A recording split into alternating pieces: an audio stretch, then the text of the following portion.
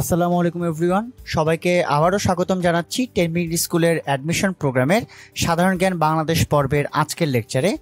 আজকে আপনাদের সাথে রয়েছি আমি আকিফ মাসুমি। আমি জাহাঙ্গীরনগর বিশ্ববিদ্যালয় থেকে আমার অনার্স এবং মাস্টার শেষ করেছি। আজকে আমরা খুবই গুরুত্বপূর্ণ কিছু বিষয় নিয়ে আলোচনা করব সাধারণ জ্ঞান বাংলাদেশের লেকচারে, এবং গুরুত্বপূর্ণ বিষয় এই অর্থে কারণ আজকে আমরা বাংলাদেশের কিংবা বাংলা অঞ্চলের যে প্রাচীন ঐতিহ্য কিংবা প্রাচীন যে ইতিহাসটি রয়েছে সেই ঐতিহাসিক বিষয়গুলো সম্পর্কে জানার চেষ্টা করব।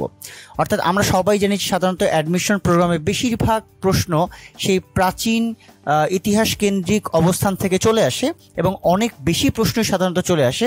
সো আজকে আমাদের লেকচারটা খুবই মনোযোগ দিয়ে আমরা ফলো করার চেষ্টা করব। আমরা আর কালক্ষেপণ না করে সরাসরি দেখে নেই আজকে আমাদের লেকচারের টপিকে কি কি থাকছে। আমরা দেখতে পাচ্ছি আমাদের আজকের টপিক হচ্ছে প্রাচীন বাংলার ইতিহাস ও জনপদ, প্রাচীন যুগের ব্যাখ্যা, উপমহাদেশে ও বাংলায় মুসলিম শাসন। এই সম্পূর্ণ বিষয়গুলো নিয়ে আজকে আমরা আলোচনা করার চেষ্টা করব। এবং আজকে প্রাচীন বাংলার যে ইতিহাস এবং একই সাথে জনপদগুলো রয়েছে, আমরা জানি আমরা যেখানে বসবাস করি আমাদের ঢাকা, সেই ঢাকাও একটা সময় বঙ্গ জনপদের অন্তর্ভুক্ত ছিল। সেই বিষয়গুলো নিয়ে আমরা আলোচনা করার চেষ্টা করব। এর পরবর্তীতে আমরা প্রাচীন যুগের যে অর্থাৎ আমরা যেই সকল যুগ দেখতে পেরেছি আমাদের অতীতে আর্য থেকে শুরু করে তার পরবর্তী সময় পর্যন্ত যে যুগের বিবর্তনগুলো রয়েছে সেই ব্যাখ্যা, এবং পরবর্তীতে এই উপমহাদেশে মুসলিম শাসনের যে প্রারম্ভিক সময়টি সেটি নিয়ে আমরা আলোচনা করার চেষ্টা করব। আমরা আমাদের লেকচারের প্রথম ফরমেশনে সরাসরি প্রবেশ করি। আমাদের প্রথম যে জায়গাটি সেটি হচ্ছে যে প্রাচীন বাংলার ইতিহাস ও জনপদ। আমরা এখানে অনেকগুলো ইনফরমেশন বা তথ্য প্রবাহ দেখতে পাচ্ছি, এগুলো খুবই গুরুত্বপূর্ণ আমাদের জন্য। যে প্রথমে আমরা দেখতে পাচ্ছি যে যেই গোষ্ঠী থেকে বাংলা জাতির বা বাঙালি জাতির প্রধান অংশ গড়ে উঠেছে তাদেরকে বলা হয় অস্ট্রিক জাতি। এবং এটি খুবই গুরুত্বপূর্ণ যে আমরা তিন ধরনের জাতির মধ্যে এক ধরনের মিশ্রণ ঘটিয়ে ফেলি। একটি হচ্ছে অস্ট্রিক জাতি, একটি হচ্ছে দ্রাবিড় জাতি, এবং আরেকটি হচ্ছে ইন্দো ইউরোপীয় ভাষা গোষ্ঠী। আমরা এই প্রথম তিনটি তথ্য খুবই মনোযোগ দিয়ে বোঝার চেষ্টা করব। প্রথমটি তো আমরা শুনে নিলাম, দ্বিতীয়টি আমরা দেখে নিই যে বাংলাদেশের প্রাচীন জাতি বলা হয় দ্রাবিড় জাতিকে, এবং তৃতীয়ত বাংলা ভাষা অন্তর্ভুক্ত জাতি হচ্ছে ইন্দো ইউরোপীয় ভাষা গোষ্ঠী। আমরা একটু দেখে নেই, সেটি হচ্ছে যে এই বাংলা ভাষাভাষী যারা, অর্থাৎ যারা এই বাংলা ভাষাটিকে প্রথম ব্যবহার করেছে তারাই হচ্ছে মূলত ইন্দো ইউরোপীয় ভাষা গোষ্ঠী, যেটি আমরা এখন দেখতে পাচ্ছি। বাংলাদেশের যে প্রাচীন জাতি অর্থাৎ আমাদের যে অঞ্চলটি রয়েছে, যেই অঞ্চলে বর্তমান বাংলাদেশ গঠিত, সেই অঞ্চলে সবার পূর্বে যেই জাতির আগমন ঘটেছে তারা হচ্ছে দ্রাবিড় জাতি। এই কারণে তাদেরকে বলা হয় বাংলাদেশের প্রাচীন জাতি। আশা করি কনফিউশনটি ক্লিয়ার। এবং সবথেকে ইম্পর্টেন্ট হচ্ছে বাঙালি জাতি যেই অংশ থেকে গড়ে উঠেছে, অর্থাৎ সেই অংশটি সরাসরি বাংলার সাথে সম্পৃক্ত বিষয়টি সেরকম না, কিন্তু সেই অংশ থেকে বাঙালি জাতির উৎসটি, সেই বাঙালি জাতির উৎসের যে গোষ্ঠী সেটি হচ্ছে অস্ট্রিক, অর্থাৎ এটিকে বলা হয় অস্ট্রিক গোষ্ঠী। আশা করি আমরা কনফিউশনটি ক্লিয়ার করতে পেরেছি এবং এটি খুব পরিষ্কারভাবে আমরা বোঝা যায়। আমরা চতুর্থ ইনফরমেশনটি যদি লক্ষ্য করি, বাঙালি জাতি গড়ে উঠেছে অস্ট্রিক, দ্রাবিড় ও আর্য জাতির সংমিশ্রণে।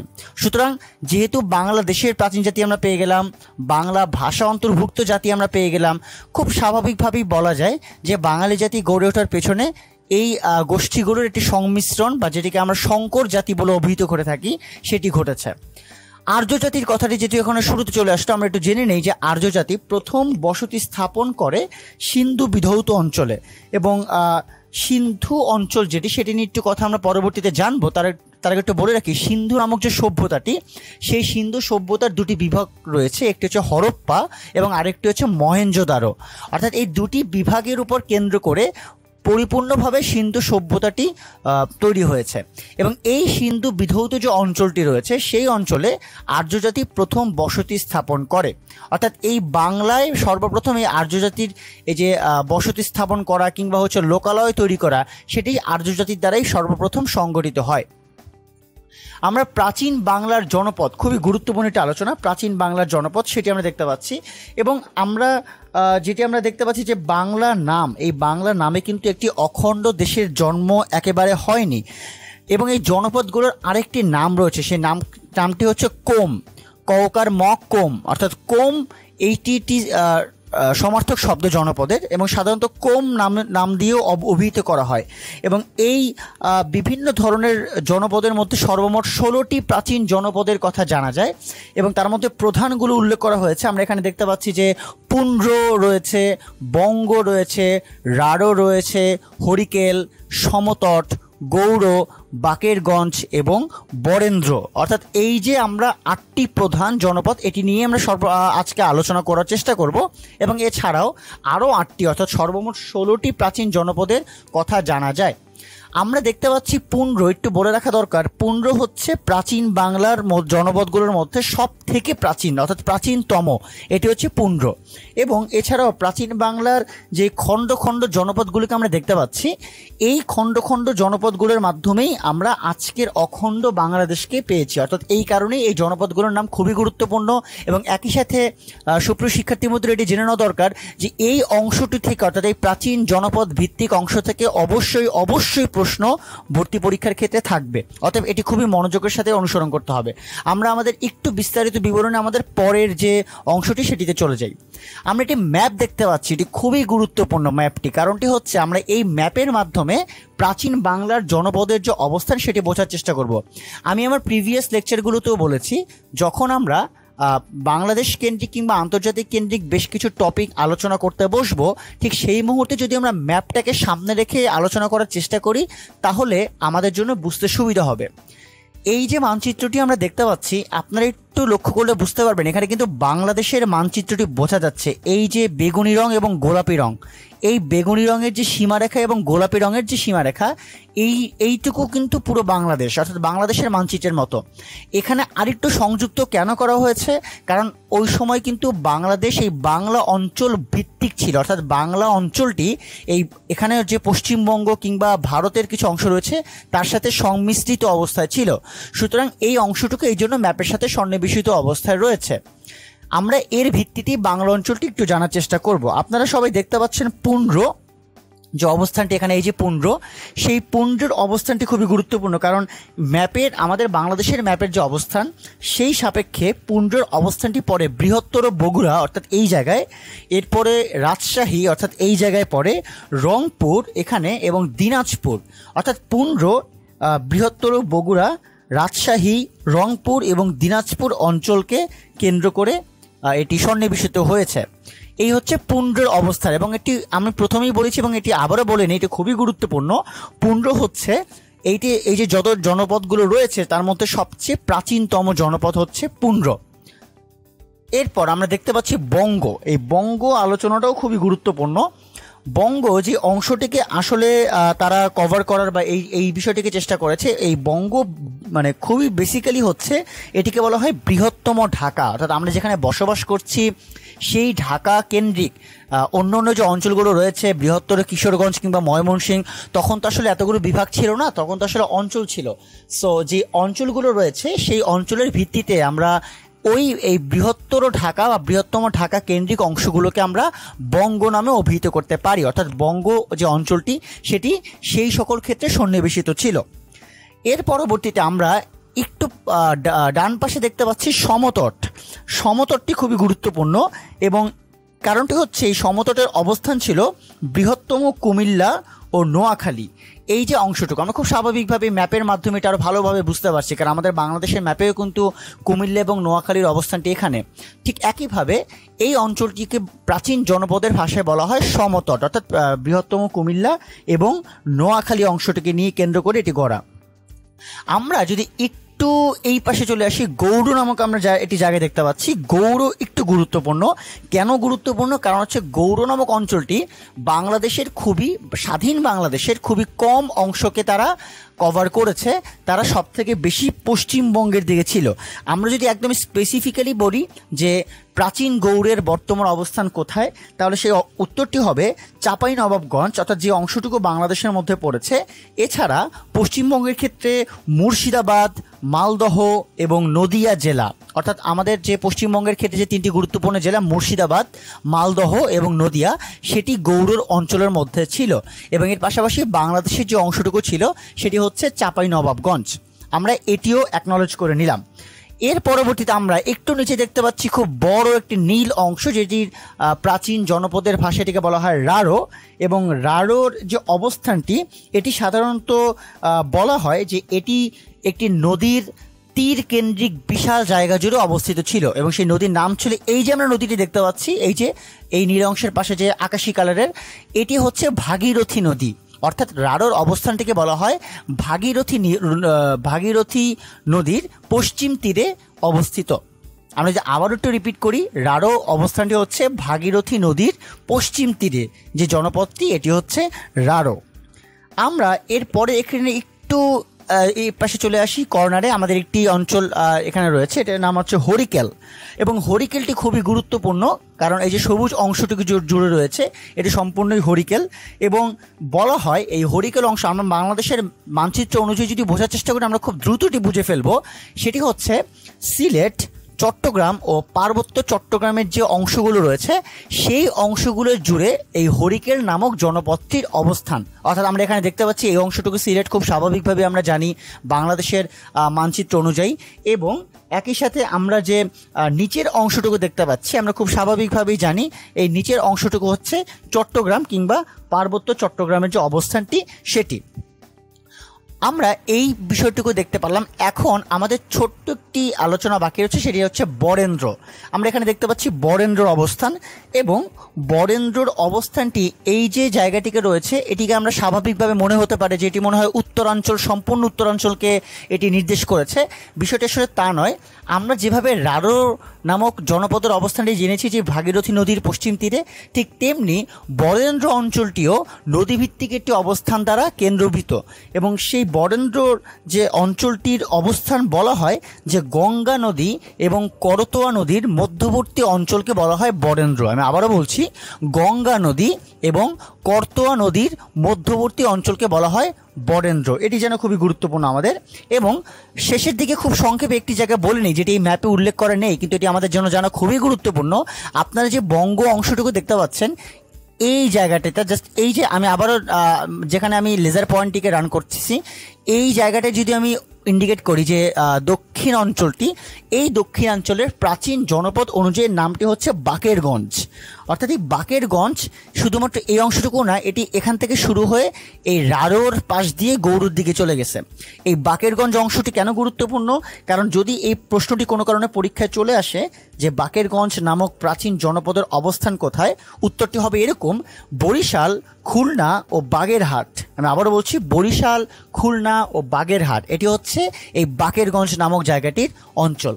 অর্থাৎ আপনারা খেয়াল করবেন সুপ্রিয় শিক্ষার্থী বন্ধুরা, যে আমরা প্রাচীন বাংলা জনপদের মানচিত্রের মাধ্যমে খুব দ্রুত বুঝে নিতে পারলাম যে আসলে পুন্ড্র, বঙ্গ, বাকেরগঞ্জ, সমতট, হরিকেল, রাঢ়, গৌড় এবং বরেন্দ্র এর অবস্থানগুলো আসলে কোথায়। এভাবে আমরা যদি মানচিত্র দেখে আমাদের অবস্থান বোঝার চেষ্টা করি, আমাদের জন্য যে কোনো জনপদের অবস্থান বোঝা খুবই সহজতর হবে। আমরা এরপর এই কেন্দ্রিক আরেকটু ব্যাখ্যা বিশ্লেষণ করব। আমরা আমাদের পরবর্তী স্লাইডে মুভ করি। আমরা দেখতে পাচ্ছি বিভিন্ন শাসনামলে বাংলার রাজধানী নিয়ে একটু আলোচনা করা হয়েছে, যেটি খুবই গুরুত্বপূর্ণ। এখানে একটু বলে নেওয়া দরকার, আমরা প্রথমেই যে আলোচনাটি দেখতে পাচ্ছি পুন্ড্র জনপদ, এই পুন্ড্র জনপদের যে শাসনামল ছিল ওই সময় বাংলার রাজধানী ছিল পুন্ড্রনগর। এবং পুন্ড্রনগরের আরেকটি নাম ছিল, যে নামটিকে বলা হয় পুন্ড্রবর্ধন। আমি আবারও বলছি, পুন্ড্র জনপদের রাজধানীকে দুইভাবে বলা হয়, একটা হচ্ছে পুন্ড্রনগর এবং আরেকটা হচ্ছে পুন্ড্রবর্ধন। এবং একটু বলে নেওয়া দরকার, আমি এটা আবারও বলেছি, বারবার বলছি, এটি খুবই গুরুত্বপূর্ণ, বেশ কয়েকবার পরীক্ষা এসেছেও, যে এই পুন্ড্র জনপদ হচ্ছে বাংলার সবচেয়ে প্রাচীনতম জনপদ। আমরা এরপর দেখতে পাচ্ছি শাসনামলের ক্ষেত্রে যে মুঘল আমলের ক্ষেত্রে বাংলার রাজধানী ছিল সোনারগাঁ। এটি খুবই গুরুত্বপূর্ণ। আমি একটু বলে রাখি যে সোনারগাঁ হচ্ছে এমন একটি রাজধানী যেটি শুধুমাত্রই মুঘল আমলে নয়, বরঞ্চ বাংলার প্রথম স্বাধীন মুসলিম সালতানাত, যেটিকে বলা হয় মুসলিম সালতানাত, সেই মুসলিম সালতানাতের রাজধানী ছিল সোনারগাঁ। এবং একই সাথে এটিও আমরা জেনে নেই যে ঈসা খান, যে 12 ভূঁইয়ার একজন হচ্ছে ঈসা খান, যার বিষয় নিয়ে আমরা একটু পরে আবার জানবো, সেই ঈসা খানের মসনদ ই আলো এই প্রতিষ্ঠিত ভাটি রাজ্যের রাজধানী হচ্ছে সোনারগাঁ। এবং পুন্ড্রনগর যেহেতু আমরা জেনে নিলাম, আমরা একটু জেনে নিই একই সাথে, আমরা বর্তমানে বগুড়ায় আমাদের একটি স্থাপত্য রয়েছে যেটির নাম হচ্ছে মহাস্থানগড়। এবং সেই মহাস্থানগড় একসময় বাংলার রাজধানী ছিল, এবং যখন সেই মহাস্থানগড় বাংলার রাজধানী ছিল তখনই তার নাম ছিল পুন্ড্রনগর। আমি আশা করি আমাদের জন্য এই বিষয়টা আরও বেশি পরিষ্কার হয়ে গেছে। আমরা এর পরবর্তী দেখতে পাচ্ছি ফখরুদ্দিন মোবারক শাহের আমলেও বাংলার রাজধানী ছিল সোনারগাঁ। এটি খুবই গুরুত্বপূর্ণ। কেন গুরুত্বপূর্ণ? কারণটি হচ্ছে আমি একটু আগেই বললাম যে আমাদের প্রাচীন বাংলার যে প্রথম স্বাধীন মুসলিম সালতানাত যেটি রয়েছে, সেই মুসলিম সালতানাতের রাজধানী ছিল সোনারগাঁ। এবং আমরা এখানে সোনারগাঁকে দুই জায়গায় মেনশন করা হয়েছে, মুঘল আমল এবং ফখরুদ্দিন মোবারক শাহ। এছাড়াও সোনারগাঁ আরও কিছু কিছু ক্ষেত্রে রাজধানী ছিল, যেমন হচ্ছে গিয়াসউদ্দিন আজম শাহ, যে তার যখন শাসনামল ছিল তখনও বাংলার রাজধানী ছিল সোনারগাঁ। এবং একই সাথে আমরা দেখতে পাচ্ছি সুলতানি আমল যেটি অর্থাৎ 1450 থেকে 1565, প্রায় 115 বছর।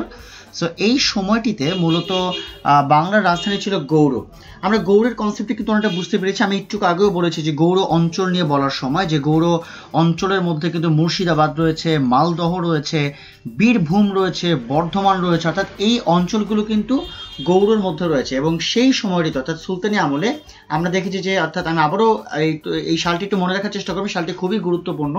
অর্থাৎ এই 1450 সাল থেকে 1565 সাল পর্যন্ত এই সুলতানি আমলে গৌড় ছিল বাংলার রাজধানী। এবং আমি অনেকেই কনফিউজ থাকতে পারে যে আসলে এটি অথেন্টিক কিনা। আমি আপনাদেরকে তথ্যসূত্র বলে দিই, এটি কিন্তু বাংলা পিডিএ থেকে এই তথ্যটি নেওয়া হয়েছে, অর্থাৎ এটি বলা চলে এটা অবশ্যই এটি অথেন্টিক তথ্য। আমরা যদি একটু প্রাচীন দিকে ফিরে যাই, মৌর্য শাসনামল কিন্তু একটু প্রাচীন বা একেবারে প্রাচীনই বলা চলে শাসনামলের দৃষ্টিকোণ থেকে। সেই মৌর্য শাসনামলে বাংলার রাজধানীর নাম ছিল পাটলিপুত্র। আমরা দেখতে পাচ্ছি এখানে যে মৌর্য শাসনামলে বাংলার রাজধানী পাটলিপুত্র। এর পরের যে মানুষ তিনি হচ্ছেন আলীবর্দী খান।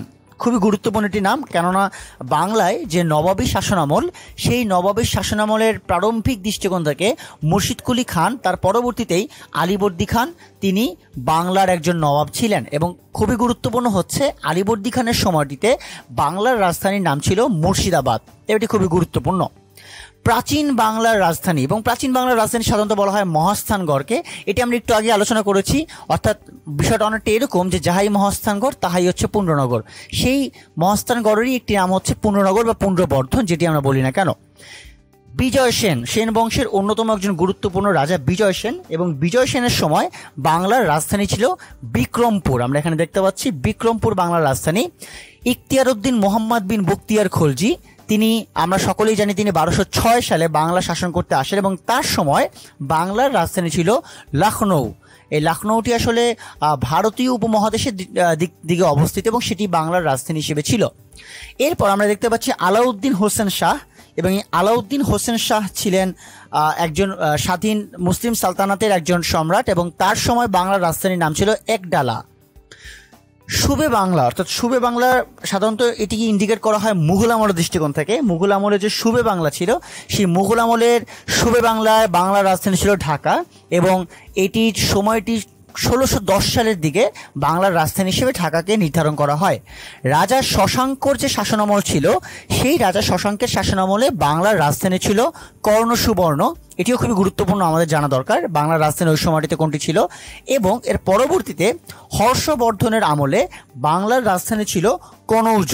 এটিও খুবই গুরুত্বপূর্ণ। সুপ্রশিক্ষার্থী বন্ধুরা, আমরা জেনে গেলাম যে বিভিন্ন শাসনামলে বাংলার রাজধানী কোনগুলো ছিল। এখান থেকে অনেক সময় প্রশ্ন আসে, একটু বলে নেই। বিজয় সেন নামক যে নামটি আপনারা দেখতে পাচ্ছেন, যে বিজয় সেনের সময় বাংলার রাজধানী ছিল বিক্রমপুর, একটু বলে নেওয়া দরকার যদি প্রশ্ন আসে লক্ষণ সেনের সময়, তাহলেও কিন্তু অ্যান্সারটি বিক্রমপুর হবে। এবং একটু বলে নেই, বিক্রমপুর কিন্তু আগে অর্থাৎ প্রাচীন সময়ে তার নাম বিক্রমপুর ছিল না।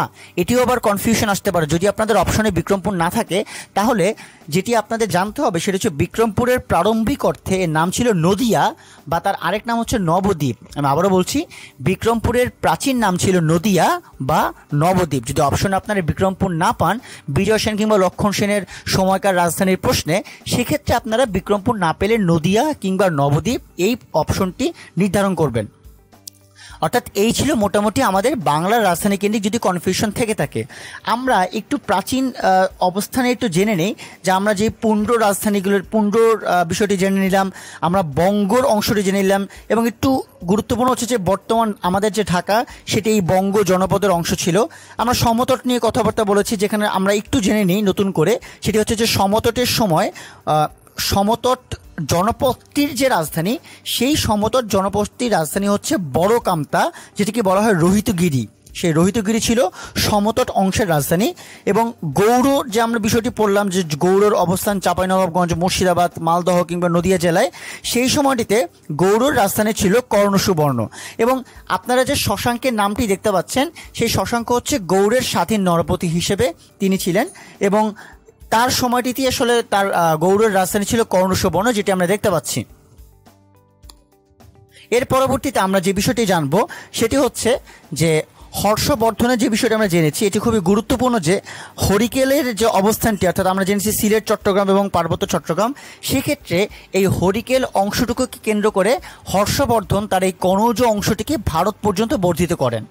এই কারণে আপনারা খেয়াল করলে বুঝতে পারবেন যে আমাদের প্রাচীন জনপদের সাথে বাংলার রাজধানী কেন্দ্রিক জনপদের একটি কানেকশন রয়েছে। এবং অর্থাৎ এটি খুবই স্বাভাবিকভাবেই বোঝা যাচ্ছে যে আসলে প্রাচীন জনপদের সাথে বাংলার জনপদের একটি অবস্থান রয়েছে। এই ছিল মোটামুটি বিভিন্ন শাসনামলে বাংলার রাজধানী কেন্দ্রিক অবস্থান। আমরা এরপর প্রাচীন যুগ কেন্দ্রিক আলোচনা করব। আমরা দেখতে পাচ্ছি প্রাচীন যুগ নিয়ে আমরা একটি আলোচনা এখানে দেখতে পাচ্ছি। এখানে 8টি গুরুত্বপূর্ণ তথ্য প্রবাহ রয়েছে, এটি আমরা খুব মনোযোগ দিয়ে বোঝার চেষ্টা করব। আমরা প্রথমে দেখতে পাচ্ছি প্রাচীন যুগে আর্য জাতি, অর্থাৎ আর্য জাতি হিসেবে যাদেরকে আমরা বলি, তাদের প্রাচীন যুগে অবস্থানটি কেমন ছিল। প্রথম যে তথ্য প্রবাহটি খুবই গুরুত্বপূর্ণ, তিব্বতের রাজার অনুরোধে বৌদ্ধ ধর্মকে দুর্নীতিমুক্ত করতে যিনি যান তার নাম হচ্ছে অতীশ দীপঙ্কর। অতীশ দীপঙ্করকে বলা হয় প্রাচীন বাংলার খুবই গুরুত্বপূর্ণ একজন সাধক, এবং তিনি বিভিন্ন সময় তার এই অবস্থান কেন্দ্র করে তিনি সাধনা করে থাকেন। এবং তিনি আসলে আমরা যে তথ্য প্রবাহটি দেখতে পেলাম যে তিনি তিব্বতের যে রাজা, সেই তিব্বতের রাজার অনুরোধের মাধ্যমে তিনি বৌদ্ধ ধর্মকে দুর্নীতিমুক্ত করতে তিনি উদ্যোগ গ্রহণ করেন। এখানে একটু বলে নেওয়া ভালো, সেটি হচ্ছে যে দুর্নীতিমুক্ত বলতে আমি যেটা বোঝাচ্ছি সেটি হচ্ছে যে বৌদ্ধ ধর্মের দুটি ভাগ হয়ে গিয়েছিল। একটি ভাগের নাম ছিল হীনযান এবং আরেকটি ভাগের নাম ছিল মহাযান। অর্থাৎ এর পরবর্তীতে সেই অতীশ দীপঙ্কর সেই বিষয়টিকে মুক্ত করার জন্য উদ্যোগ গ্রহণ করেন। এবং অতীশ দীপঙ্কর সম্পর্কে আমরা একটু জেনে নিই যে অতীশ দীপঙ্কর হচ্ছে একজন জ্ঞান তাপস বলা চলে। এবং তিনি 982 সালে, আমি আবারও বলছি 982 সালে বিক্রমপুরের বজ্রযোগিনী গ্রাম, এই বজ্রযোগিনী গ্রামটি বর্তমানে বাংলাদেশের মুন্সিগঞ্জ জেলার অন্তর্গত, সেই বজ্রযোগিনী গ্রামে তিনি জন্মগ্রহণ করেন এবং তিনি 1053 সালে মৃত্যুবরণ করেন। এবং তার সম্পর্কে আমরা কয়েকটি তথ্য জেনে নিই যে তার বাল্য নাম ছিল আদিনাথ চন্দ্র গর্ভ। তিনি বিখ্যাত একজন পাল রাজা ন্যায়পালের একজন উপদেষ্টা ছিলেন। তিনি মালয়েশিয়ার সুবর্ণদ্বীপে এবং চীনের তিব্বতে বৌদ্ধ ধর্ম প্রচারের জন্য ভ্রমণ করেন। অর্থাৎ বোঝাই যাচ্ছে তিনি বৌদ্ধ ধর্ম প্রচারের ক্ষেত্রে একজন ধর্মীয় সাধক ছিলেন। এবং সাধারণত বিবিসির যে জরিপটি হয়, আমরা সবাই জানি বিবিসি বেশ কয়েক সময় সেরা বাঙালিদের জরিপ করে। সেই বিবিসির জরিপের ক্ষেত্রে সর্বশ্রেষ্ঠ বাঙালির তালিকায় 18তম অবস্থানে অতীশ দীপঙ্কর রয়েছেন। আমরা এর পরবর্তীতে দেখতে পারি আর্য জাতির যে ধর্মগ্রন্থের নাম, সেটির নাম হচ্ছে ঋগ্বেদ। এখানে আপনারা একটা ছবি দেখতে পাচ্ছেন, এটি হচ্ছে ঋগ্বেদের একটি পৃষ্ঠা। অর্থাৎ আমি এটি দেখানোর চেষ্টা করছি যে আসলে ঋগ্বেদের যে অক্ষরগুলো ছিল সে অক্ষরগুলো কেমন ছিল। এটি ছিল ঋগ্বেদের একটি পাতা এবং এটি হচ্ছে মূলত আর্য জাতির ধর্মগ্রন্থ।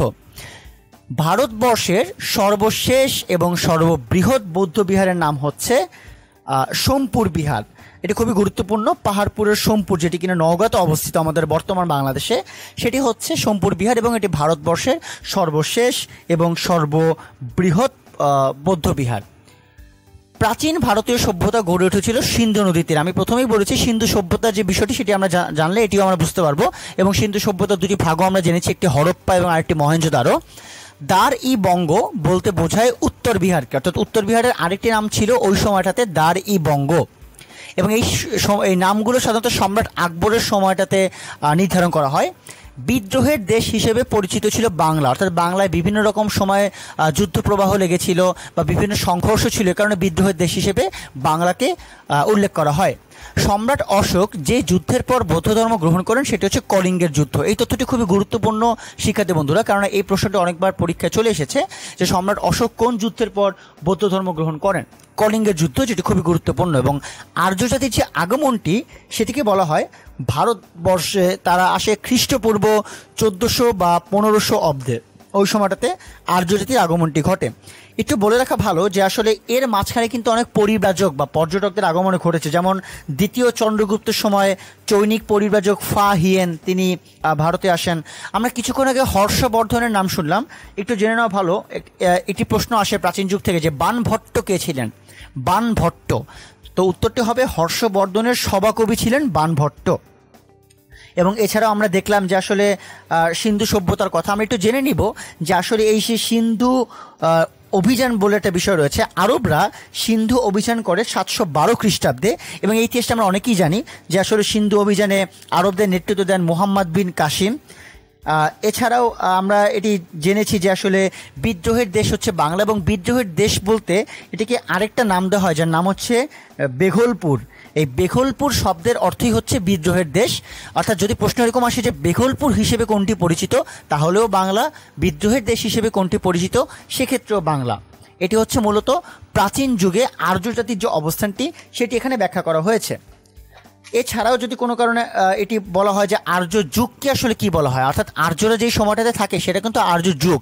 এবং খুব গুরুত্বপূর্ণ হচ্ছে এই আর্য যুগের যে একটি নাম সেটিকে বলা হয় বৈদিক যুগ। এটা খুবই গুরুত্বপূর্ণ। বৈদিক যুগ শব্দটি চলে আসার মাধ্যমে আমরা বেদ সংক্রান্ত একটি শব্দ শুনতে পারি, এবং বলা হয় বেদের রচয়িতা হচ্ছেন ঈশ্বর, এবং একই সাথে মহাভারতের রচয়িতা যিনি তিনি হচ্ছেন বেদব্যাস, রামায়ণের রচয়িতা হচ্ছেন বাল্মীকি। এবং আর্য যে সমাজটি রয়েছে এই আর্য সমাজ কিন্তু 4টি ভাগে বিভক্ত ছিল: ব্রাহ্মণ, ক্ষত্রিয়, বৈশ্য এবং শূদ্র, যেটি কিনা আমাদের বর্তমানে সনাতন ধর্মের যে শ্রেণী বিভাজন সেটি ক্ষেত্র উল্লেখ করা হয়। আমরা আমাদের পরবর্তী আলোচনায় মুভ করি। আমরা দেখতে পাচ্ছি বৈদিক যুগে ধর্মের বিকাশ সম্পর্কে একটি আলোচনা করা হয়েছে, অর্থাৎ বৈদিক যুগে ধর্মের কি কি বিকাশ ছিল। আমরা দেখতে পাচ্ছি জৈন ধর্মের প্রবর্তক ছিলেন মহাবীর, এবং তাকে মহাবীরের আরেকটি নাম রয়েছে যার নাম হচ্ছে ঋষভদেব। ঋষভদেব বলা হয় জৈন ধর্মের প্রবর্তক হিসেবে মহাবীরকে। একই সাথে আমরা দেখতে পাচ্ছি বৌদ্ধ ধর্মের প্রবর্তক হচ্ছে গৌতম বুদ্ধ, এবং গৌতম বুদ্ধের যে জন্মস্থান সেটি হচ্ছে নেপালের লুম্বিনীতে, এবং এই প্রশ্নটি প্রায় চলে আসে। আমরা একই সাথে এটি জেনে নেই, যদি এটি গৌতম বুদ্ধের জন্মস্থান হয়ে থাকে তাহলে গৌতম বুদ্ধের মৃত্যুস্থান কোথায়। এবং গৌতম বুদ্ধের মৃত্যুস্থানও নেপালে, কিন্তু সেই জায়গাটি লুম্বিনী নয়, বরং সেই জায়গার নাম হচ্ছে কুশীনগর। অর্থাৎ গৌতম বুদ্ধের মৃত্যুস্থানটি হচ্ছে নেপালের কুশীনগরে। অনেক সময় এই প্রশ্ন চলে আসে যে গৌতম বুদ্ধের বাল্য নাম কি, সেটা হচ্ছে সিদ্ধার্থ। বৌদ্ধদের ধর্মগ্রন্থের নাম কি, এটা হচ্ছে ত্রিপিটক। মূলত এই যে বৌদ্ধদের ধর্মগ্রন্থ যে ত্রিপিটক, এটি 3টি বইয়ের সমন্বয়, অর্থাৎ 3টি পিটকের সমন্বয়ে ত্রিপিটক বলা হয়। এবং সাধারণত এটি খুব গুরুত্বপূর্ণ না আমাদের ভর্তি পরীক্ষার জন্য, তাও বলে রাখা ভালো জেনে রাখার জন্য যে ত্রিপিটকের 3টি ভাগ রয়েছে, তার মধ্যে সূত্র পিটক, বিনয় পিটক, অভিধম্ম পিটক। এই 3টি পিটকের মধ্যেই সমন্বয় করে এটিকে ত্রিপিটক বলা হয়। আমরা দেখতে পাচ্ছি পঞ্চম তথ্য প্রবাহে যে গৌতম বুদ্ধ বোধিবৃক্ষের নিচে বসে দিব্যজ্ঞান লাভ করেন, এবং এটি তিনি লাভ করেন 35 বছর বয়সে। এটি জানা খুব গুরুত্বপূর্ণ যে তিনি কত বা কোন সময় বা তার কত বছর বয়সে তিনি দিব্যজ্ঞান লাভ করেন। উত্তরটি হচ্ছে 35 বছর বয়সে। আমরা নিচে আবার দেখতে পাচ্ছি বাংলা জাতির আবির্ভাব, অর্থাৎ কোন সময়টা থেকে বাংলা জাতি শুরু হয়। প্রথম তথ্য প্রবাহটা খুবই গুরুত্বপূর্ণ যে বাঙালি জাতির পরিচয় হচ্ছে সংকর জাতি হিসেবে। গুরুত্বপূর্ণ এই অর্থে আমি প্রথমেই বলেছি বাঙালি জাতি অনেকগুলো জাতির সংমিশ্রণে গঠিত। আমরা দেখেছি আর্য জাতির সংমিশ্রণে, আমরা দেখেছি দ্রাবিড় জাতির সংমিশ্রণে, আমরা দেখেছি ইন্দো ইউরোপীয় ভাষাগোষ্ঠীর যে সংমিশ্রণ, এই সংমিশ্রণেও বাঙালি জাতির একটি আবির্ভাব লক্ষ্য করা যায়। সেক্ষেত্রে বলা যায় যে বাঙালি জাতির যে একটি পরিচয়, সেই পরিচয় সংকর জাতি হিসেবে পরিচিত তারা। বঙ্গ নামের উল্লেখটি প্রথমে কোথায় করা হয়, এই প্রশ্নটি অনেকবার চলে এসেছে বিভিন্ন ইউনিভার্সিটির ভর্তি পরীক্ষায়। সো আমরা জেনে নেব বঙ্গ নামের উল্লেখ প্রথমে করা হয় ঐতরেয় আরণ্যক নামক গ্রন্থে, অর্থাৎ এই গ্রন্থটিতে সর্বপ্রথম বঙ্গ নামের উল্লেখটি করা হয়। বাঙ্গালাহ নামকরণ সর্বপ্রথম যিনি করেন তিনি হচ্ছেন সুলতান ইলিয়াস শাহ। অর্থাৎ আমরা বুঝতে পারছি এই যে বাঙ্গালাহ নামটি রয়েছে, সেই বাঙ্গালা নামটি স্বাধীন মুসলিম সালতানাতের সময় এটি গঠিত হয়। আমরা দেখতে পাচ্ছি প্রাচীন বাংলার প্রথম স্বাধীন নরপতি তিনি ছিলেন রাজা শশাঙ্ক, এবং বাংলার ইতিহাসে প্রাচীন যুগের শেষ রাজা ছিলেন রাজা লক্ষণ সেন। যদি কোনো কারণে এটি প্রশ্ন আসে যে বাঙ্গালাহ জাতি, এটি তো আমরা জানলাম যে এটি সুলতান ইলিয়াস শাহ করেন, তাহলে বাংলা এই শব্দটি কখন ব্যবহার হয়? খেয়াল করে দেখুন, আমরা কিন্তু বঙ্গ জানতে পেরেছি, বাঙ্গালা জানতে পেরেছি, বাংলা কিন্তু এখনও জানিনি, যেটি কোনো উল্লেখ নেই। আমি একটু বলে দেই, আমরা যদি শব্দটি এরকম হয় যে সর্বপ্রথম বাংলা শব্দের ব্যবহার কোথায় করা হয়, উত্তরটি হবে আবুল ফজলের আইন ই আকবরী গ্রন্থে বাংলা শব্দের ব্যবহার করা হয়। আমি আবারও বলছি, বাংলা শব্দের ব্যবহার করা হয় আবুল ফজলের আইন ই আকবরী গ্রন্থে।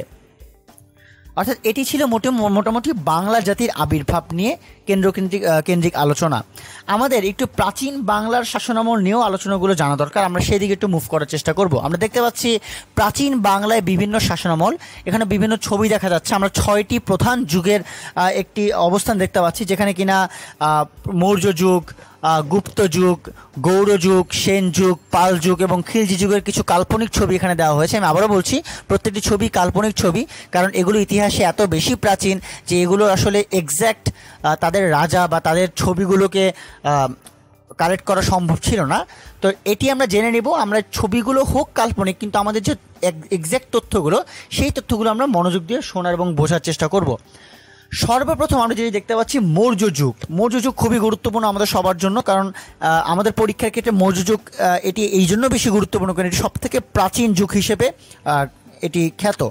মৌর্য যুগ সম্পর্কে আমাদের যে বিষয়গুলো জানতে হবে সেটি হচ্ছে যে এই মৌর্য সাম্রাজ্যের যিনি প্রতিষ্ঠাতা, তিনি ছিলেন রাজা চন্দ্রগুপ্ত মৌর্য, এবং তিনি মৌর্য সাম্রাজ্যের প্রতিষ্ঠাতা ছিলেন।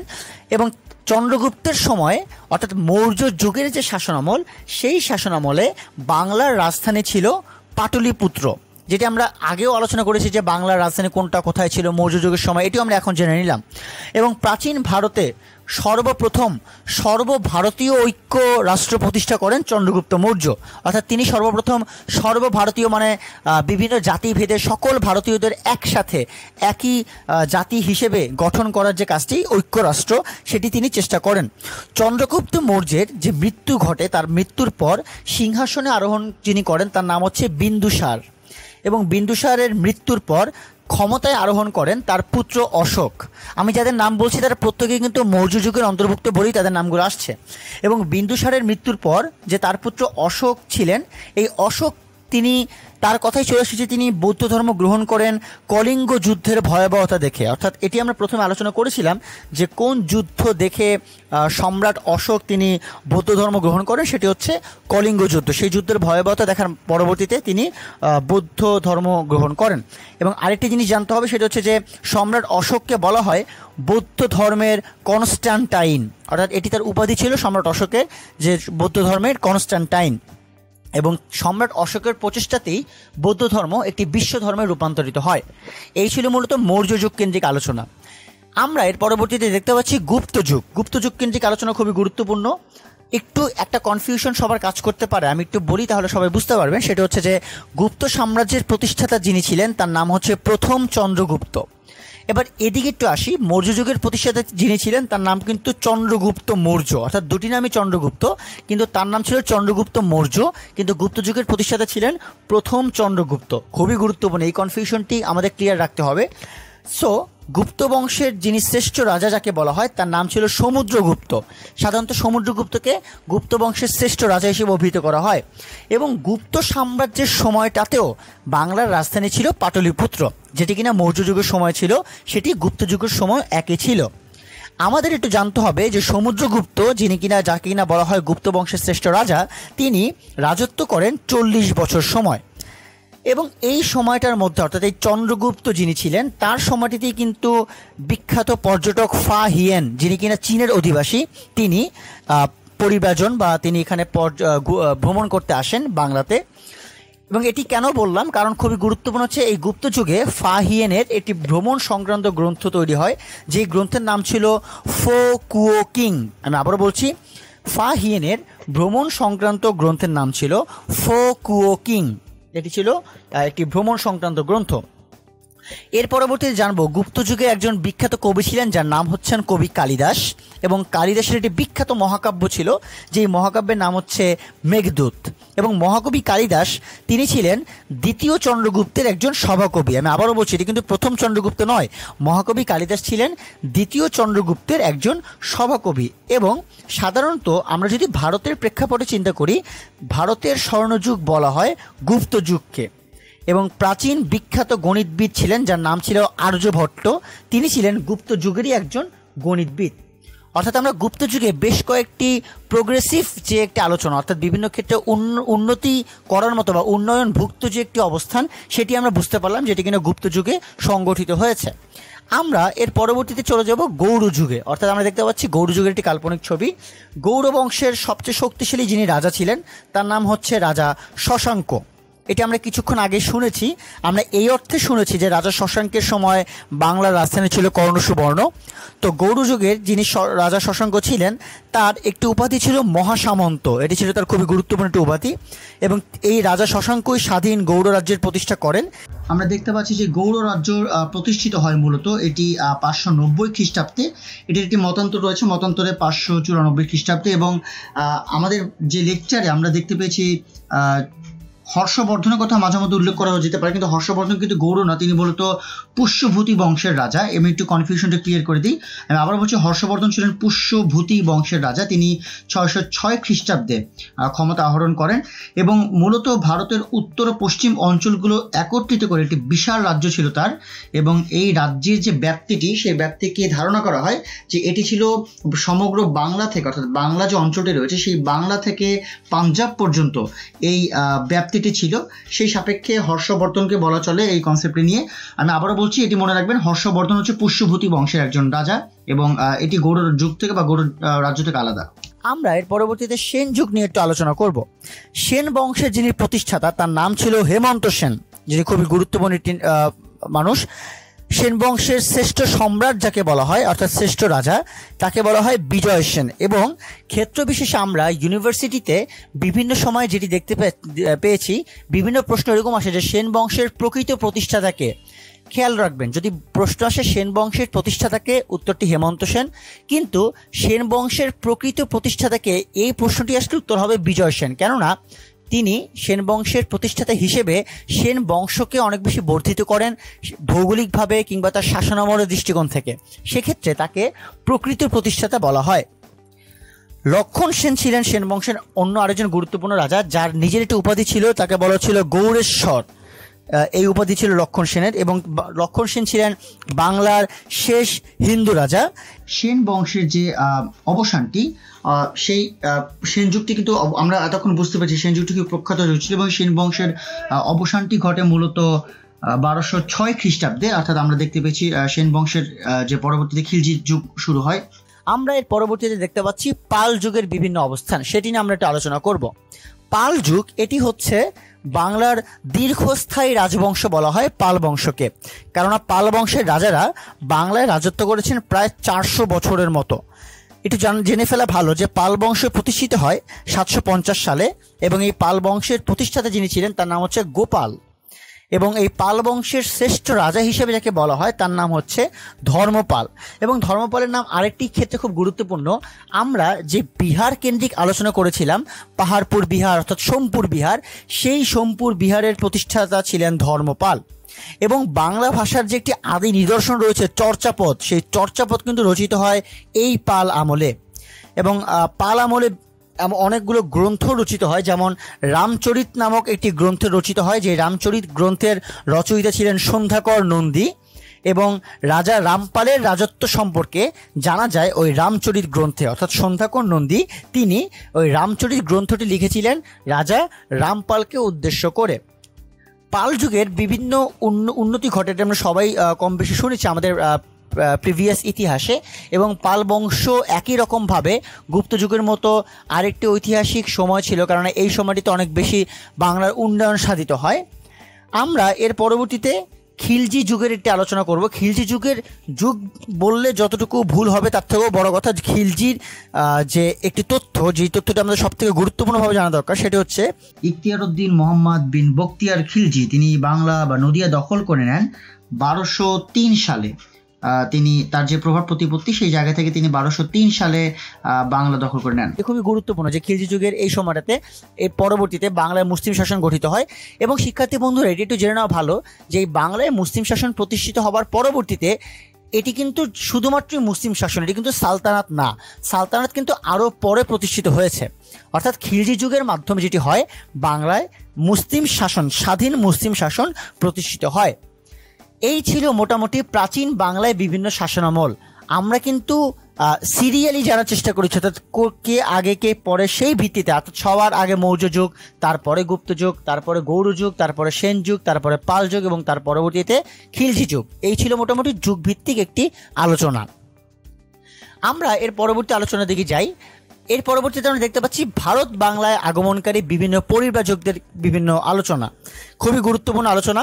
আমরা প্রথম যে নামটি দেখতে পাচ্ছি, তিনি ছিলেন সবথেকে প্রাচীন পরিব্রাজক, তার নাম হচ্ছে মেগাস্থেনিস। তিনি ছিলেন গ্রিসের অধিবাসী। আপনারা এখানে আরেকটি নাম দেখতে পাচ্ছেন, চন্দ্রগুপ্ত মৌর্য। এই নামটি দেওয়ার কারণ হচ্ছে এটি বুঝিয়ে দেওয়া আপনাদেরকে যে মেগাস্থেনিস যিনি ছিলেন পরিব্রাজক, তিনি চন্দ্রগুপ্ত মৌর্যের আমলে বাংলায় তিনি ভ্রমণ করে থাকেন এবং ভ্রমণ করতে আসেন, এবং তার এই পরিব্রাজনের যে সময়টি রয়েছে সেই সময়টি সবথেকে প্রাচীন ছিল অন্য যে পরিব্রাজকরা রয়েছেন তাদের তুলনায়। আমরা দেখতে পাচ্ছি ফা হিয়েন চীনের, এবং তিনি ফা হিয়েন দ্বিতীয় চন্দ্রগুপ্ত, আমরা কিছুক্ষণ আগেই জেনেছি যে দ্বিতীয় চন্দ্রগুপ্তের আমলে ফা হিয়েন পর্যটক ছিলেন এবং দ্বিতীয় চন্দ্রগুপ্তের আমলে তিনি বাংলায় ভ্রমণ করতে আসেন। আমরা এবং এটি যেন খুবই গুরুত্বপূর্ণ, আমি একটু আগে বলেছি, আমি আবারও বলছি যে ফা হিয়েনের ভ্রমণ সংক্রান্ত একটি গুরুত্বপূর্ণ বই রয়েছে, যে বইটির নাম হচ্ছে ফো কুও কিং। আমি আবারও বলছি ফো কুও কিং। এরপর আমরা দেখতে পাচ্ছি হিউয়েন সাং চীনের, খুবই গুরুত্বপূর্ণ কারণ হচ্ছে যে তিনি গৌড় বংশের যে রাজত্বটি ছিল সেই রাজত্বের সময় বাংলা ভ্রমণ করে থাকেন। অনেকে মনে করে হর্ষবর্ধনের সময়, কিন্তু হর্ষবর্ধন কিন্তু গৌড় বংশের ছিলেন না, হর্ষবর্ধন কিন্তু ছিলেন পুষ্যভূতি বংশের। সো এই কনফিউশনটি ক্লিয়ার করে রাখাটি খুবই আবশ্যক। এর পরবর্তীতে আমরা দেখতে পাচ্ছি মরক্কোর অধিবাসী ইবনে বতুতা। ইবনে বতুতা খুবই গুরুত্বপূর্ণ একজন পরিব্রাজক, কারণ তার খুবই গুরুত্বপূর্ণ কিছু বই রয়েছে, যেমন কিতাবুল রেহালা বলা হয়। যে কিতাবুল রেহালা গ্রন্থে ইবনে বতুতা তিনি বাংলার যে সৌন্দর্য, সেই সৌন্দর্যের অপরূপ বর্ণনা তিনি দেন, এবং এই কিতাবুল রেহালা বইটি পরবর্তীতে অনেক বিখ্যাত হয়ে যায়। এবং তিনি আসলে ফখরুদ্দিন মোবারক শাহ যিনি ছিলেন তার আমলে তিনি বাংলায় ভ্রমণ করতে আসেন। এবং সর্বশেষ আমরা যাকে দেখতে পাচ্ছি তিনি হচ্ছেন মা হুয়ান, তিনিও চীনের অধিবাসী, এবং তিনি গিয়াসউদ্দিন আজম শাহ তার আমলে বাংলায় পরিব্রাজন করতে আসেন। এই ছিল মোটামুটি ভারত বাংলায় আগমনকারী যারা পরিব্রাজক ছিলেন তাদের আলোচনা। মোটামুটি এই পরিব্রাজক যারা ছিলেন তারা প্রত্যেকেই বাংলা কেন্দ্রিক একটি আলোচনা, তাদের পরবর্তীতে তাদের গ্রন্থ কিংবা তাদের যে বিভিন্ন ধরনের অভিব্যক্তি তার মাধ্যমে তারা প্রকাশ করার চেষ্টা করেন। এবং এর বাইরেও আরও অনেক পরিব্রাজক রয়েছে, তবে এই পরিব্রাজকরাই সবথেকে বেশি গুরুত্বপূর্ণ আমাদের আলোচনার ক্ষেত্রে। আমরা এর পরবর্তীতে আমাদের পরবর্তী আলোচনার দিকে মুভ করব। আমাদের পরবর্তী আলোচনাটি হচ্ছে উপমহাদেশে ও বাংলায় মুসলিম শাসন। খুবই গুরুত্বপূর্ণ একটি আলোচনা, যে আসলে কারণ আমরা এটি জানা খুবই গুরুত্বপূর্ণ যে উপমহাদেশে ইসলামের অভ্যুদয়টি কীভাবে ঘটে। আমরা প্রথমেই দেখতে পাচ্ছি এখানে দুটি তথ্য প্রবাহের অংশ রয়েছে, যেখানে বলা হচ্ছে যে মুসলিমরা স্পেন যখন বিজয় করেন তখন ইরাকের শাসনকর্তা ছিলেন হাজ্জাজ বিন ইউসুফ। এটি বলে নেওয়া ভালো, স্পেন বিজয় বলতে যেটি বোঝানো হচ্ছে সিন্ধু অভিযান নামে একটা অভিযান, যেটি দ্বিতীয় তথ্যপ্রবাহে বলা রয়েছে।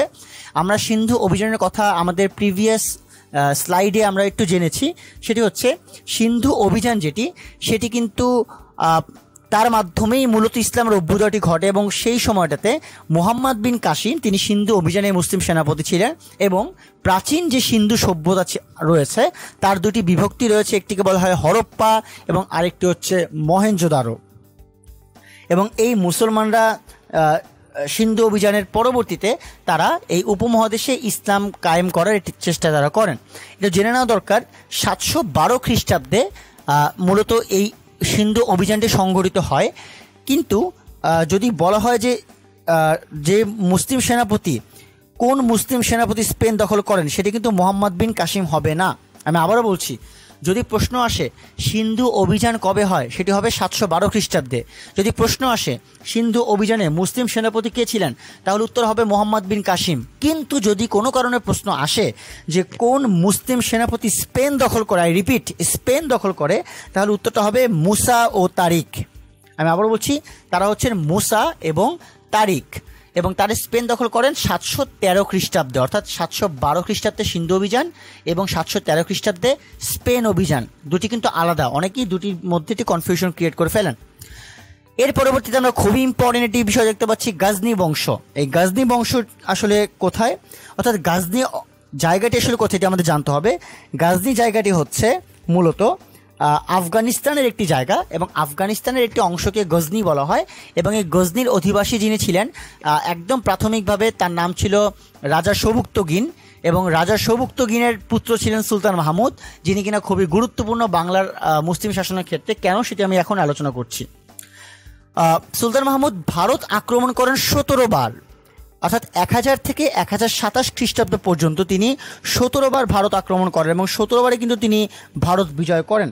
এবং সুলতান মাহমুদ শাসনকর্তা ছিলেন গজনির। আমি একটু আগে বলেছি গজনি জায়গাটি হচ্ছে আফগানিস্তানের একটি জায়গা, সেখানকার শাসনকর্তা ছিলেন সুলতান মাহমুদ। এবং আমাদের এটিও জেনে ফেলতে হবে যে সোমনাথ মন্দির, অর্থাৎ যেটি কিনা তিনি সোমনাথ মন্দির সুলতান মাহমুদ আক্রমণ করেন এবং লুট করেন, সেই বিখ্যাত সোমনাথ মন্দির তিনি লুট করেন, যেটি কিনা অবস্থিত ছিল ভারতের গুজরাটের কাথিয়াবাড়ের সমুদ্র তীরে। কেন এটি গুরুত্বপূর্ণ? কারণ সোমনাথ মন্দিরে ওই সময় বিপুল পরিমাণ স্বর্ণ, রৌপ্য বা বিপুল পরিমাণ ধন সম্পদ ছিল, যেটি তিনি যুদ্ধে বিজয়ের মাধ্যমে তার নিজের কুক্ষিগত বা করায়ত্ত করে ফেলেন। এটি ছিল সোমনাথ মন্দির আক্রমণের ক্ষেত্রে সুলতান মাহমুদের অবস্থান। সুলতান মাহমুদের সভাকবি যিনি ছিলেন তার নাম ছিল ফেরদৌসি। এটি খুবই গুরুত্বপূর্ণ, এবং ফেরদৌসিকে বলা হয় প্রাচ্যের হোমার। হোমার নামক একজন অন্ধ কবি ছিলেন, যিনি কিনা ইলিয়ট এবং ওডিসি নামক মহাকাব্য রচনা করেন। প্রাচ্যের হোমার বলা হয় ফেরদৌসিকে।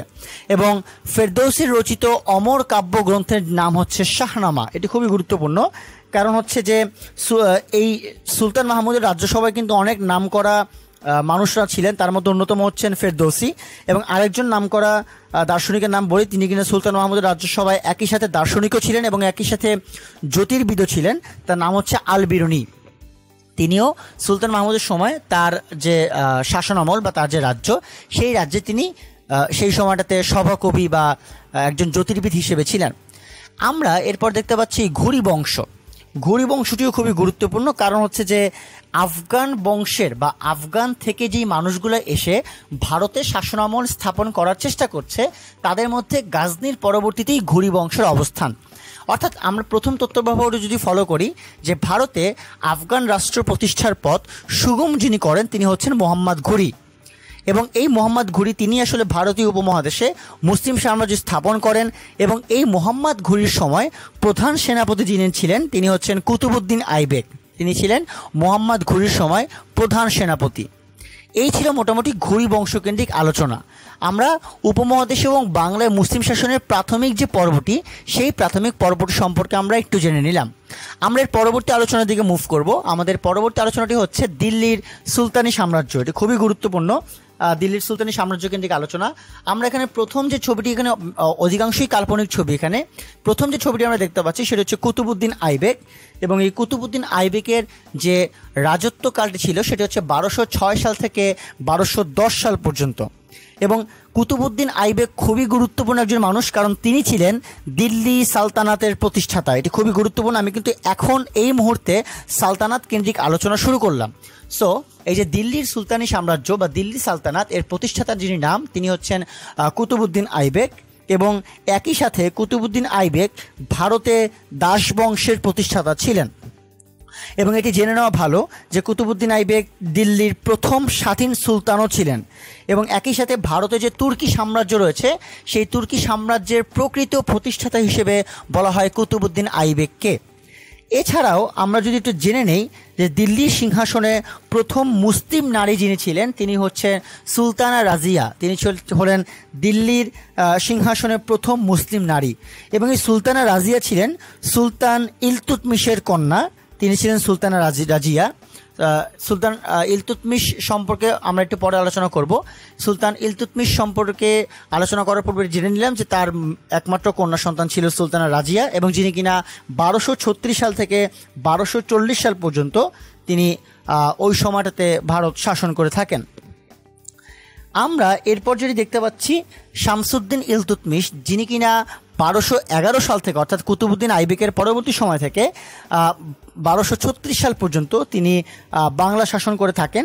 এবং ওই সময়টাতে তিনি আসলে যে ইসলামী শাসন ব্যবস্থা এবং দিল্লির যে সালতানাত কেন্দ্রিক একটি সাম্রাজ্য, সেই সাম্রাজ্যে তিনি আরও বেশি উন্নয়ন সাধন করে থাকেন। এবং ইলতুৎমিশের যে একটি বংশ, সেই ইলতুৎমিশ ভিত্তিক যে বংশের একটি প্রচলন, সেটিও শামসুদ্দিন ইলতুৎমিশ করার চেষ্টা করেছিলেন তার পরবর্তী সময় থেকে, যেটি কিনা অনেক ক্ষেত্রে ফলো করা হয়েছে বা অনেক ক্ষেত্রে ফলো করা হয়নি। আমরা দেখতে পাচ্ছি মোহাম্মদ বিন তুঘলকের নাম, যিনি কিনা 1325 সাল থেকে 1351 সাল পর্যন্ত দিল্লির সালতানাতে তিনি অধিষ্ঠিত ছিলেন। এবং মোহাম্মদ বিন তুঘলক কিছু কিছু ক্ষেত্রে খুবই বিখ্যাত। সেই ক্ষেত্রগুলো হচ্ছে, তিনি সর্বপ্রথম তামার মুদ্রা বা তাম্র মুদ্রা প্রচলন করেন, এবং একই সাথে এটি জানা দরকার, তিনি দিল্লি হতে তিনি রাজধানী স্থানান্তর করেন দেবগিরিতে।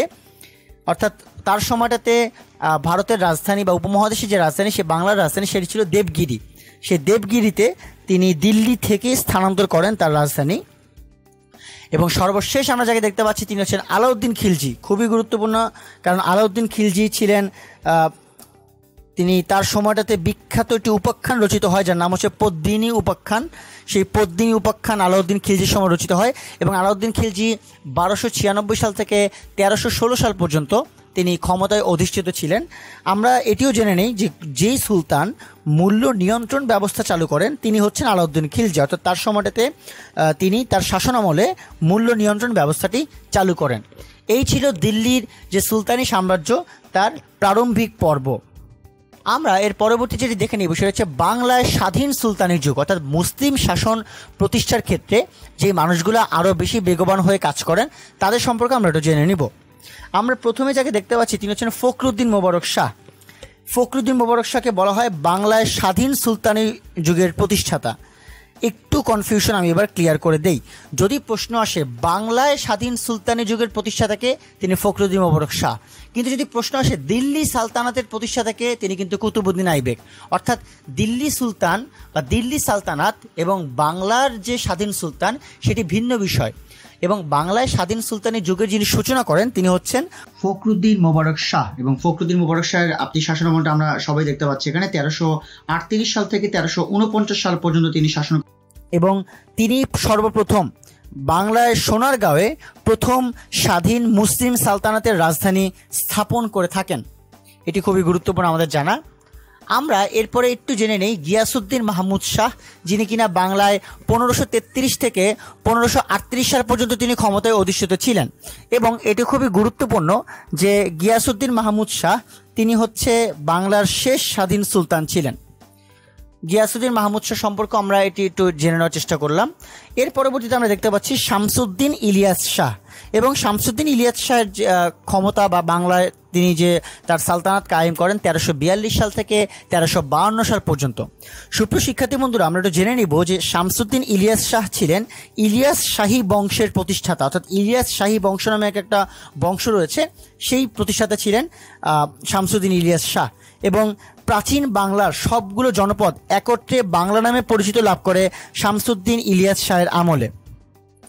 এবং এই ইলিয়াস শাহী বংশের প্রতিষ্ঠাতা হিসেবে এর পরবর্তীতে আমরা জানবো, আমরা কিছুক্ষণ আগে যে ফখরুদ্দিন মোবারক শাহের কথা শুনলাম, সেই ফখরুদ্দিন মোবারক শাহ এর সময়ে ইবনে বতুতা তিনি ভ্রমণ করে থাকেন। এবং এই সময়টাতে সর্বপ্রথম বাংলাকে দোজক ইপুর অথবা প্রাচুর্যপূর্ণ নরক বলে তিনি অভিহিত করে থাকেন ইবনে বতুতা তার বইতে।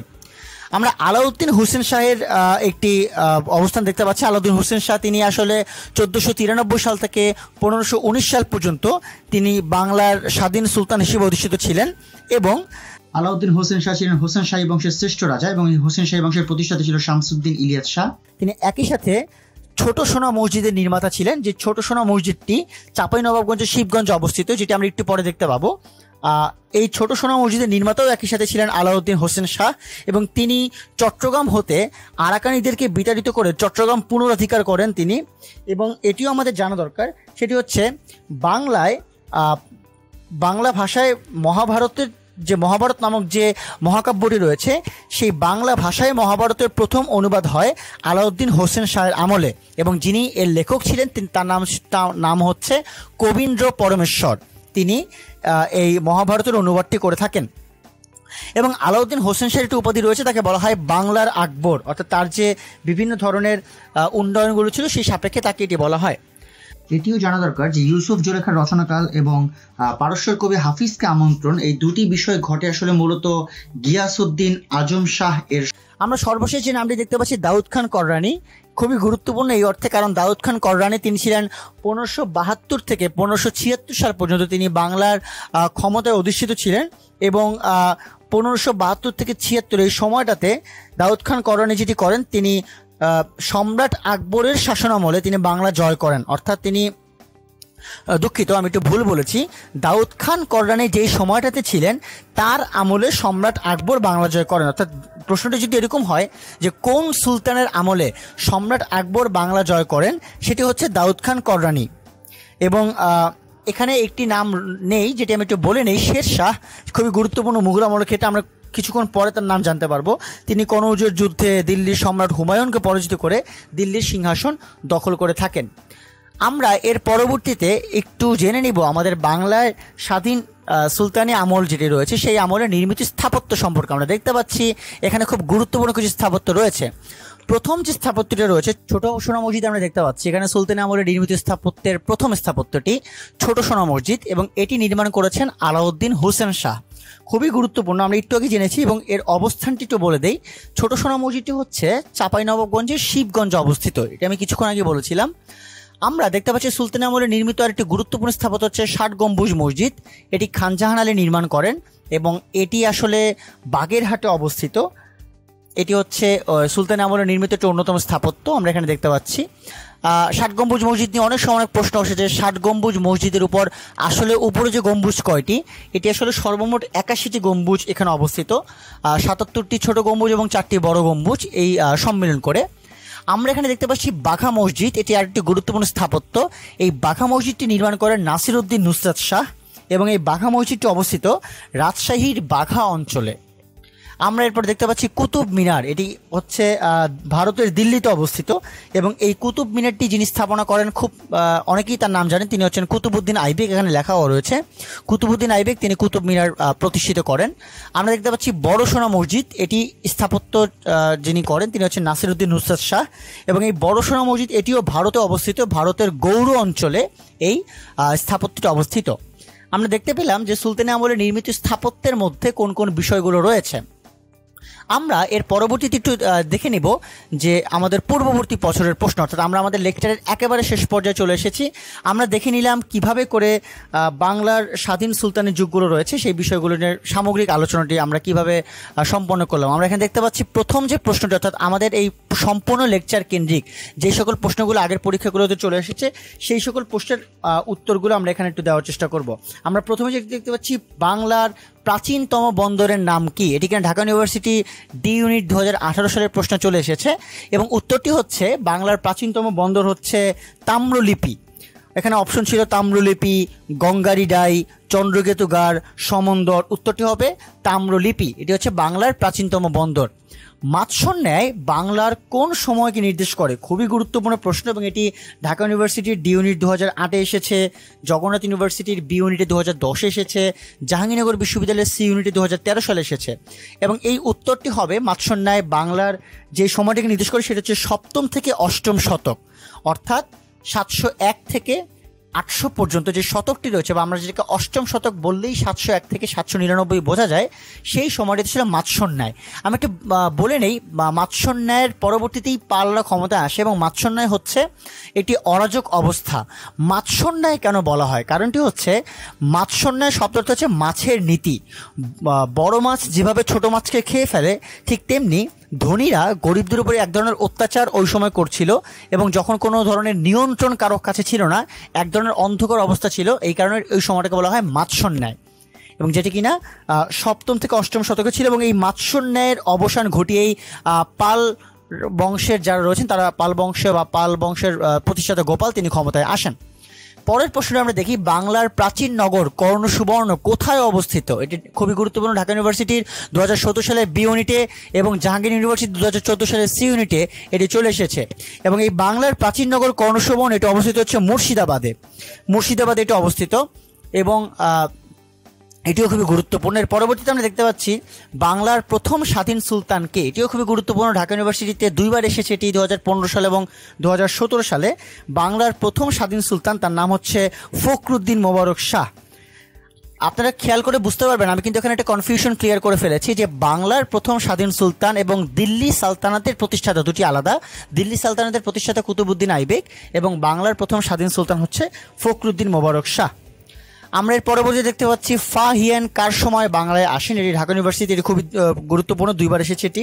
এবং ফা হিয়েন যার সময় বাংলা আসেন তিনি হচ্ছেন দ্বিতীয় চন্দ্রগুপ্ত। এখানে অপশন ছিল অনেকগুলো, প্রথম চন্দ্রগুপ্ত, আলাউদ্দিন হোসেন শাহ বা হর্ষবর্ধন। উত্তরটা হবে দ্বিতীয় চন্দ্রগুপ্ত। বর্তমান ঢাকা কোন প্রাচীন জনপদের অন্তর্গত? এটি আমরা সবাই খুব ভালোভাবে জেনেছি। এটি ঢাকা ইউনিভার্সিটিতে এসেছে, জগন্নাথে এসেছে, জাহাঙ্গীরনগর বিশ্ববিদ্যালয়ে বেশ কয়েক আলাদা আলাদা বছর এসেছে। উত্তরটি হচ্ছে বঙ্গ, এবং এই বঙ্গ হচ্ছে প্রাচীন বাংলার একটি জনপদ অন্তর্গত। আপনারা খেয়াল করলে এটি মনে রাখতে পারবেন, যেটি আমরা প্রাচীন জনপদের যে আলোচনাটি সেটি আমরা মানচিত্রের মাধ্যমে কিন্তু সম্পন্ন করার চেষ্টা করেছি।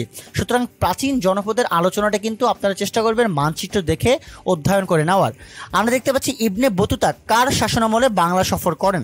উত্তরটি হবে ইবনে বতুতা তিনি সুলতান ফখরুদ্দিন মোবারক শাহ তার আমলে বাংলা সফর করেন, এবং এই প্রশ্নটি খুবই গুরুত্বপূর্ণ। ঢাকা ইউনিভার্সিটি এসেছে, জগন্নাথ ইউনিভার্সিটিও এসেছে।